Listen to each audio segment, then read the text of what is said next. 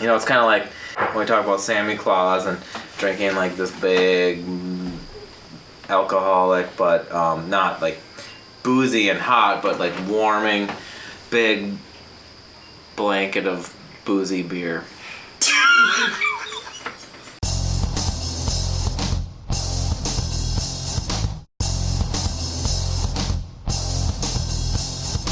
Hey everybody, welcome back to Chop and Brew for another Kveik Connection video. This one is another kind of tasting note videos. I promise you footage from the actual trip to Norway is coming up, but I really want to make sure that it's as polished and well produced as possible. So I'm dropping these little kind of vignette, lanyap videos from the Kveik Connection. This one, you know, we spent a week in Norway. Our friend Ivar Geithung was not going to send us back empty-handed, so he sent us back with not only the beer that Elsa and I helped him brew, who basically bottled it at 4 days into fermentation. He also sent me back with a high gravity wedding beer that he had made about 2 or 3 weeks before our coming there. He also sent us back with a bottle of beer brewed by the one and only Sigmund Gjernes, for which the Kveik strain is named. This guy is, just kind of up there, the pantheon of modern Kveik brewers. So we have a Sigmund beer, and then a fan, Martin Mæhle, gave us kind of like a smoked Kveik beer, a smoked Norwegian farmhouse ale. So Dono came over, sat down with me, and we drank our way through them. I explained some of the processes. Again, you're going to see a lot more of that coming up in like the full-fledged episodes from Norway, but I want to get some of these out there to get your Kveik juices flowing. Definitely want to mention that all of these Kveik Connection videos from the Norway trip are brought to you with support from Brew Your Own Magazine, byo.com.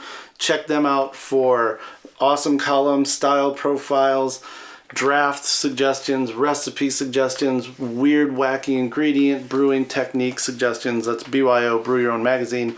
Also shout out to Imperial Yeast, our ongoing sponsor, as well as the Patreons, you people that helped us get to Norway last month. Woo!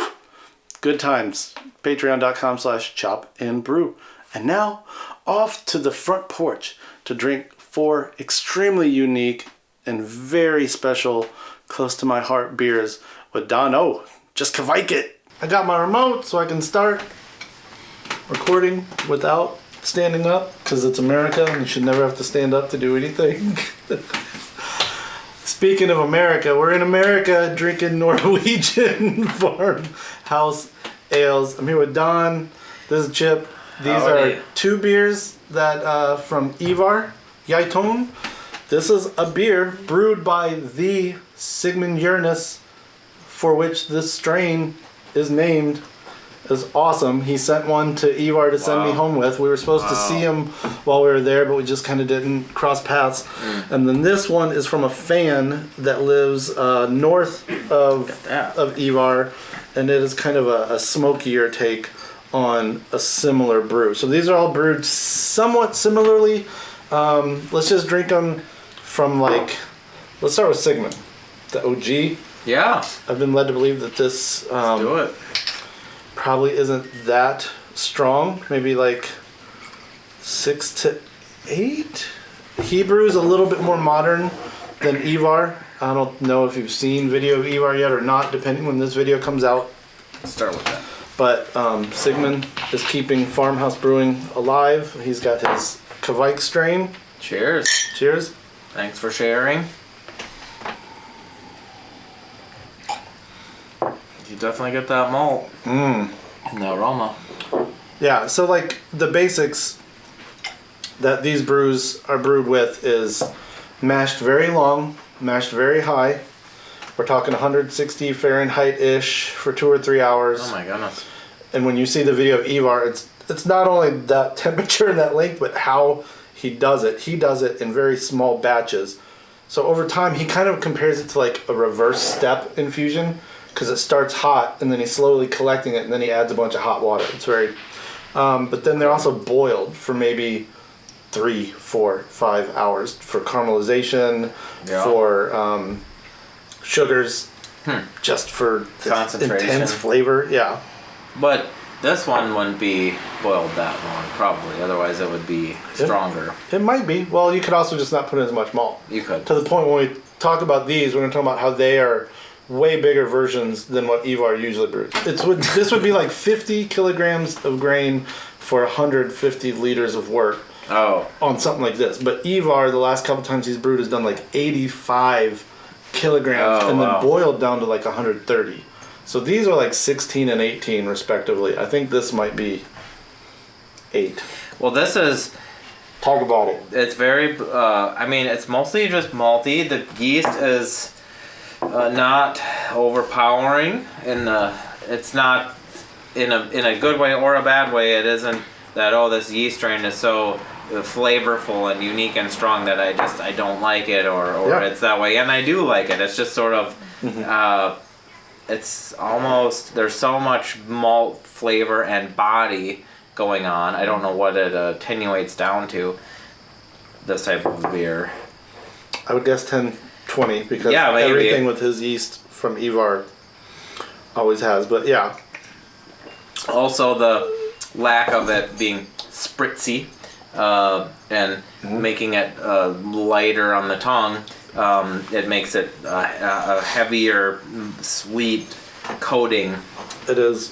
Feel. It's quite yummy. Yeah. I mean, I don't know as much about you do about what these beers are really like, how they're made, what it's really like in Norway when you're drinking these beers. But if this is what a farmhouse Kveik beer is.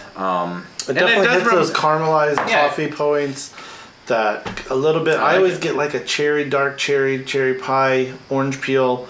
But this is the first time I've ever had a beer from him. And it is just slightly different, but still in that same wheelhouse. Whereas like most things I've gotten from Ivar have a very similar vibe. It's because he does it almost the same every time, barring a change of like, all right, let's make it big versus small. But his are extremely cooked. He calls them hard-boiled Heimbrews. Okay. No, this reminds me of the things I've had. Yeah. In general, from my memory of trying them. It's amazing though to have one from Sigmund, so I'm glad you got to try that. Let's actually go. I like it. We'll jump away. We'll end with this one, even though it's like probably might be the least strong. So this Ivar brewed. It's different? Yes. So this one Ivar brewed about a month ago, or maybe even more. He brewed this before we went for a wedding. And that's big in the story that he tells about home brewing is like this used to be very much for deaths, births, weddings. That's kind of the beauty of the Kveik turning so quickly is, someone dies, you can brew for a funeral. Someone dies. Here you cannot brew for a funeral. You're like, oh, can y'all wait 3 weeks for this lager to get done? It sounds crazy, but this older guy, Ivar, pointed out that it's very much like part of the culture. For funerals. Pun intended, the Kveik and for the people. So this is a wedding beer. This was like 170, 180 kilograms of malt. He usually does 50 pale, 50 pills. This has Hersbrucker, so just like a really low alpha hop for the, if you want to call it bittering, but more for the preservation's sake. The next one we're going to have has his own farm hops, which we can't identify them, but those suckers have some alphas in them. And I don't, anyway. Here's, this one reminds me of a barley wine. For sure. I get a little smoke off the nose for some reason. I feel like this is very smoky. So he steeps his juniper and alderwood mash liquor over a fire, and then it's boiled for 5 hours over fire. So there's all kinds of reasons why there should be smoke. Oh, man. That's outrageous.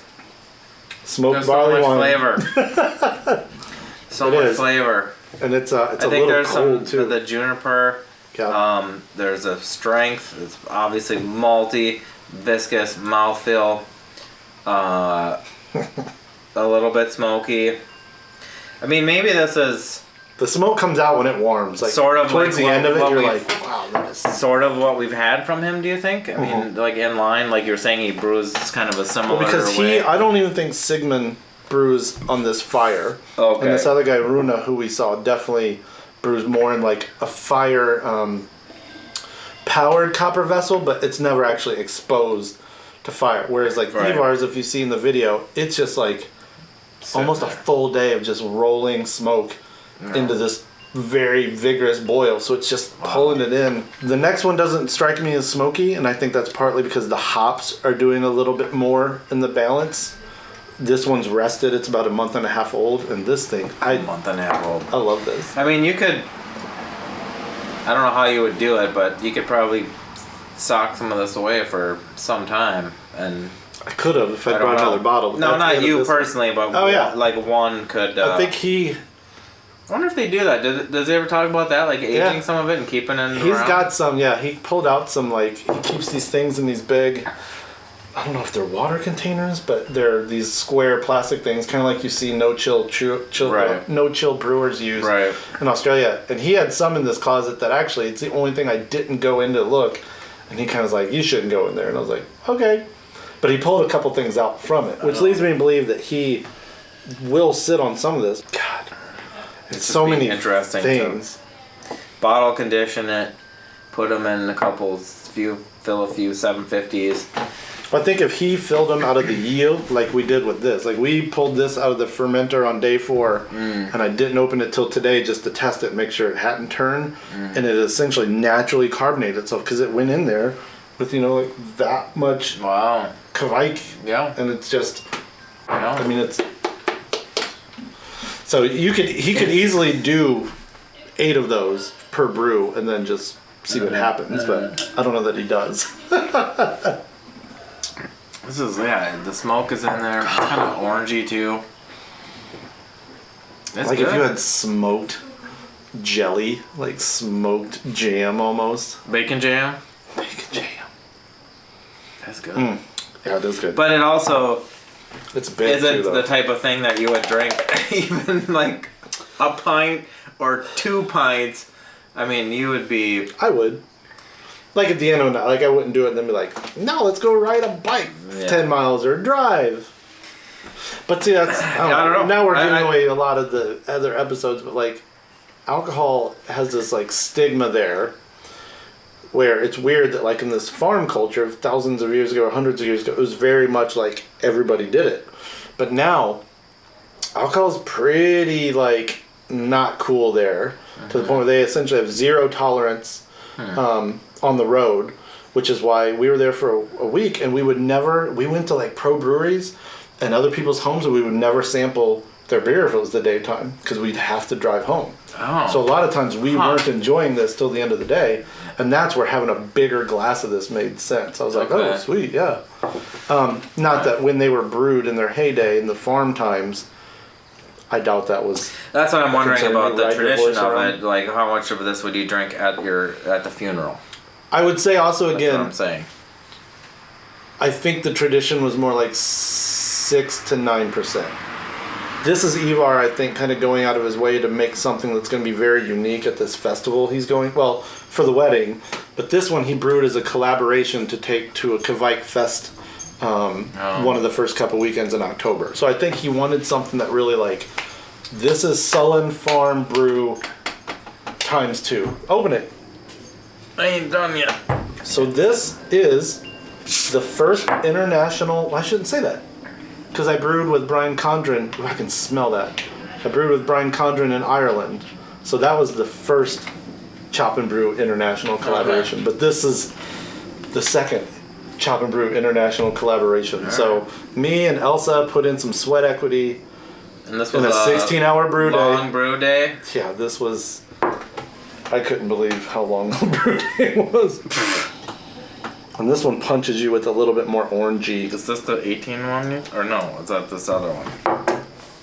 I think this one, they're about equal. It's like 18 and 16 or Jeez Louise. 18 and 20. We don't know. So the main difference here is it's a little bit bigger, but he also used the Herzberger and then his own hops, his dried farm hops. And I think, whereas in America, if you grow hops in your backyard, you're told you'll never get the alpha of a commercial, so just use them for fun or use them for flavoring.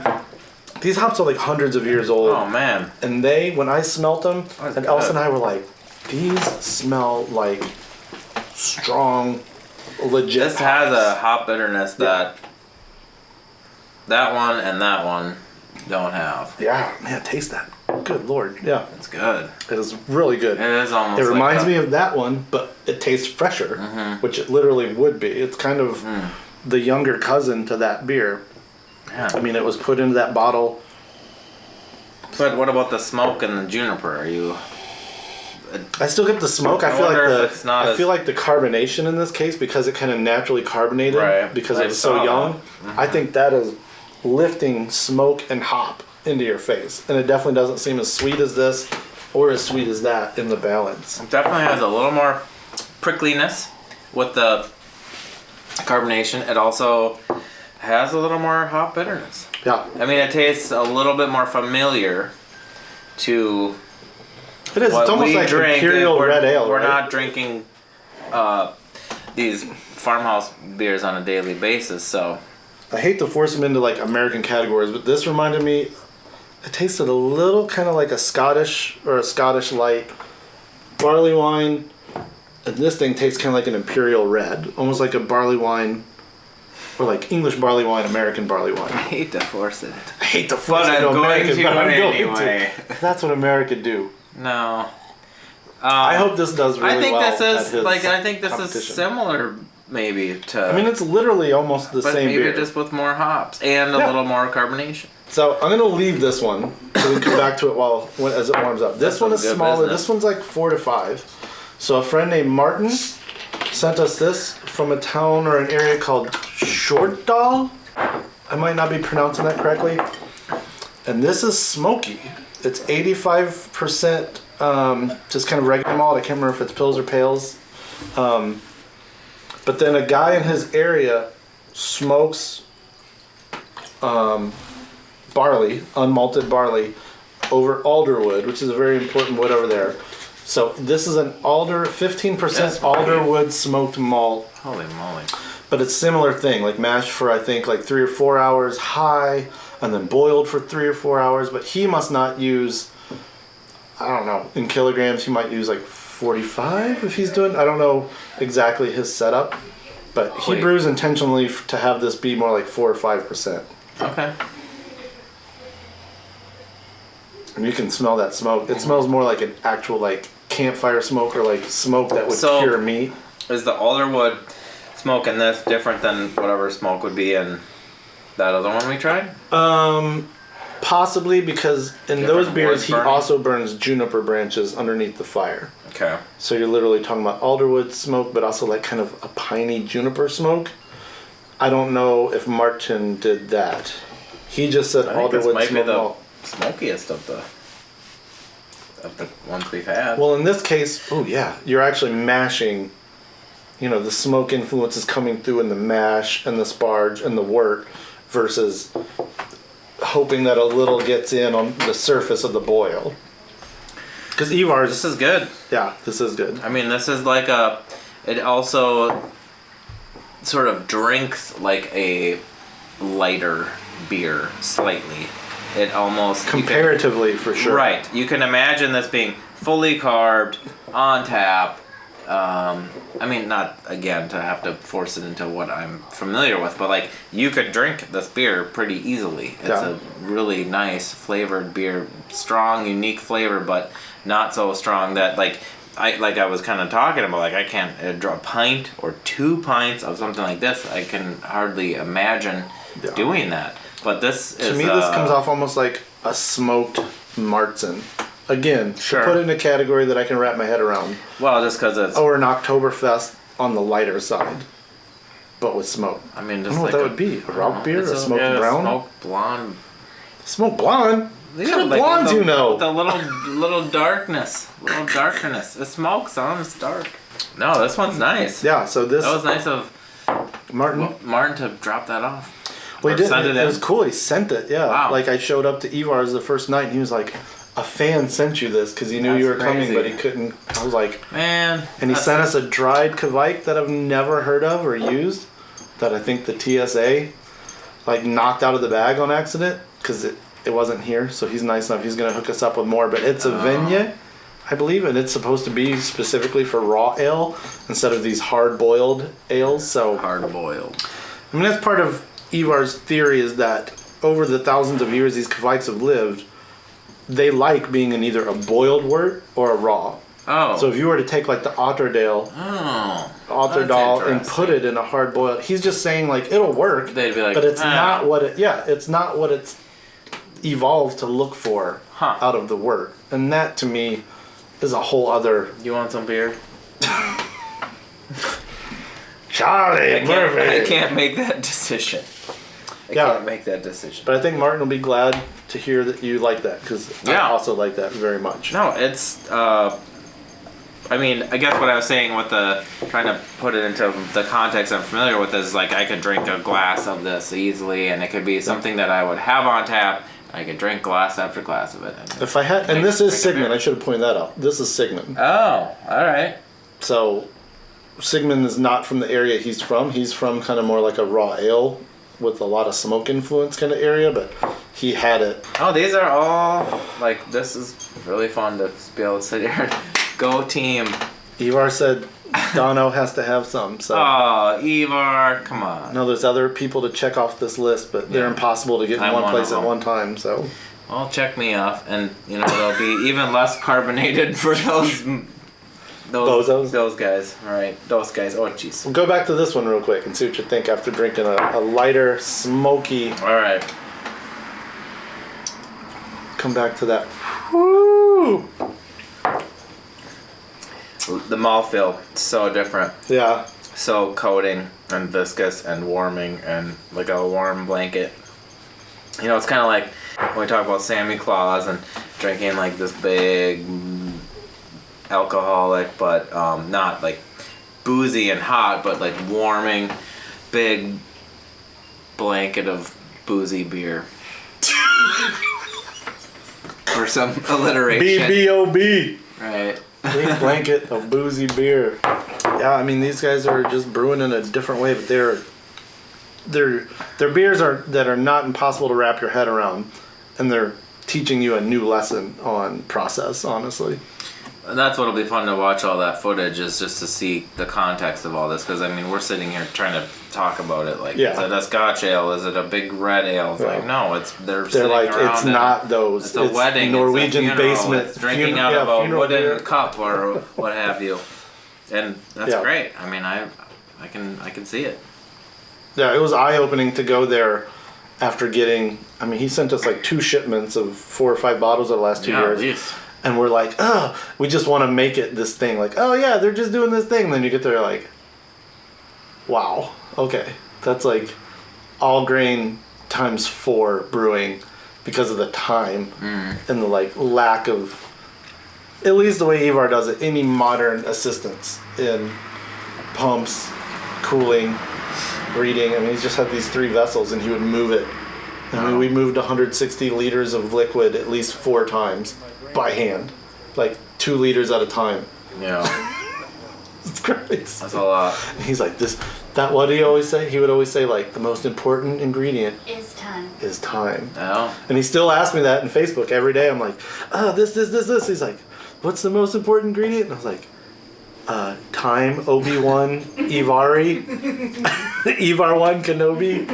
These are not the Kveiks you're looking for. Yeah, he was like, I told you. He's like, when it takes a day to brew, it takes a day. You should have told that to the TSA. This is not the reindeer sausage you're looking for. This is not the reindeer sausage. You will let us whatever pass. you think's going to bring America's economy down. Good times. Good drunk on a Sunday. Yeah, get the rest of whoever else is on the list, get them over here and they can have their crack. Yeah, that wedding beer might not make it. This one? Yeah. I took a couple swigs of that. Like, we went to a wedding last weekend and I was like, a couple swigs. It didn't come full, just for the record. His keg. So he does keg. It's like this weird thing where like, so he does this like really old school brewing style, but then he puts some in these like he does plastic containers, but then he'll still do like cornies for 2 or 3. Like he took 3 cornies to this wedding. Okay. And people got lit. He was like, people were dancing and singing. I was like, well, duh. 18%. I know. So for the record, this came to us like about here. So I haven't. Triple. Most of it. But look how much made it to Don. That's pretty impressive. I can judge. I'm talking to my wife off camera. I'm just glad I can get a taste of it. You know what I'm saying? All right. All right. Kveik for Kveik. All of the Kveiks. Good stuff, Mike. I gotta drink my beer to sober up.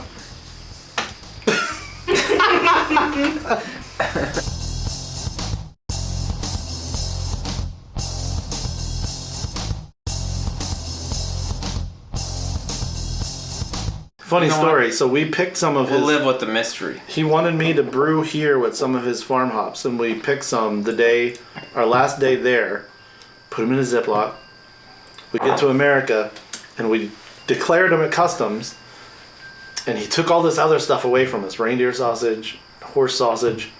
But we were like, "Oh, we have these fresh hops." He's like, "I'm gonna let you keep those." And then he held them up, and they were like 10 little bugs crawling around inside because they had been fresh picked and wet. Oh, okay. If we were smarter, we would have picked them a day early and dried them in his dehydrator. And he was like, I sorry, can't let you guys. have these. Sorry, and I was like, guys. I understand that. But why the vacuum sealed, cured, dried meat? Right. Why are you taking my Yeah. sausage? It was very depressing. But one got through. Don't tell the TSA Those critters could have been the end of the U.S. as we know it. They could have brought down the whole economy. See what I'm saying? Well, Ivar was like, you're going to drink both those beers and then he's going to drive home. I was like, see, that's the beauty of Dono. Dono don't have to drive home. Dono can walk home from where I live. Biking home. I wasn't going to say that on the camera. Why not? I don't know. Is that irresponsible? Drinking No. and biking? Nah. I'm not drunk. St. Paul police.